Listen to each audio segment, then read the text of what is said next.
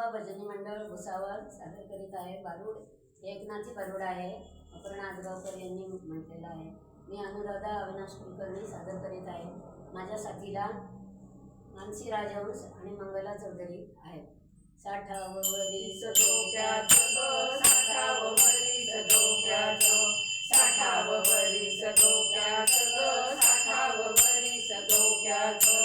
हो दात कवळीचे आले ग, दात कवळीचे आले ग, पुन्हा तरुण मी झाले ग, पुन्हा तरुण मी झाले ग. आज मला हे गुपित कळलं कुंद कळ्यांच्या आरशाचं, आज मला हे गुपित कळलं कुंद कळ्यांच्या आरशाचं.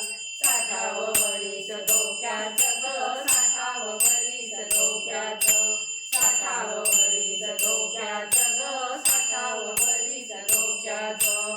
हो अहो दोनदा आले ना दात, एकदा लहानपणी आले, परत मोठेपणी आले. पण ते मोठेपणी आलेले कसे होते, वाकडे तिकडे होते, मागे पुढे होते, मग ते चांगले दिसत नव्हते. म्हणून कवळी बसवली. कवळी बसवल्यावर सगळं खाता यायला लागलं, पण खाल्ल्यावर पचनासाठी त्रास व्हायला लागला. मग आता काय करणार, मग तशीच सवय केली. पण दात जरी ये नकली ग, दात जरी ये नकली ग, खाती चिवडा चकली ग, खाती चिवडा चकली ग. पचनासाठी घ्यावं लागतंय तुमच्याल्याचं चाटण ग, पचनासाठी घ्यावं लागतंय तुमच्याल्याचं चाटण ग. 60व वरीस डोक्याचं ग, 60व वरीस डोक्याचं, 60व वरीस डोक्याचं ग, 60व वरीस डोक्याचं. हो आता साठीनंतर एक एक तक्रारी सुरूच झाल्या. मान दुखायला लागली, पाठ दुखायला लागली, कंबर दुखत होती. म्हणून मग आता सगळे औषधं एक एक वाढवावी लागली. यादी औषधांची. चूर्ण औषधे साथीला, चूर्ण औषधे साथीला, घट्ट धरावे काठीला, घट्ट धरावे काठीला.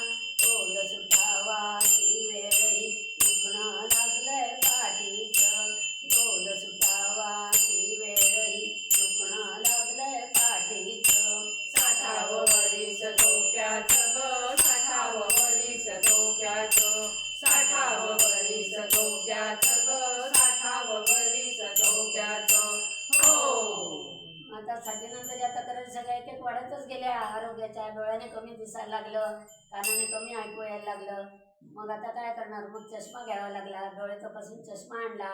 साठीचाच करिश्मा हा, साठीचाच करिश्मा हा, सोनेरी काडीचा चष्मा, सोनेरी काडीचा चष्मा.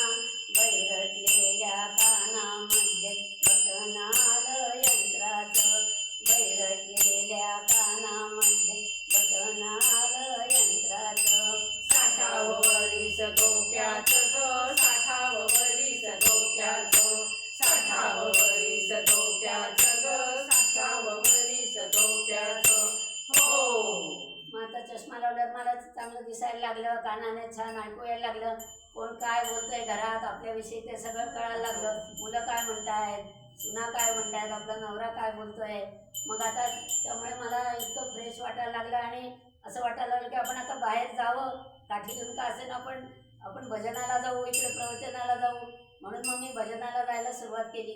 आणि नाहीतरी आपल्याला एकनाथ महाराज काय सांगतात की प्रपंच करून तुम्ही परमार्थ करा, देवाचं नामस्मरण करा, तरच तुमच्या आपल्या आयुष्याचं सार्थक होणार आहे. म्हणून आपण आता साठीनंतर या परमेश्वराच्या नामस्मरणातच आपण राहिलो तर आपलं आयुष्य खूप आनंदात जाणार आहे. म्हणून आपण त्याचं स्मरण करूया. विठ्ठल विठ्ठल जय हरी विठ्ठल विठ्ठल विठ्ठल.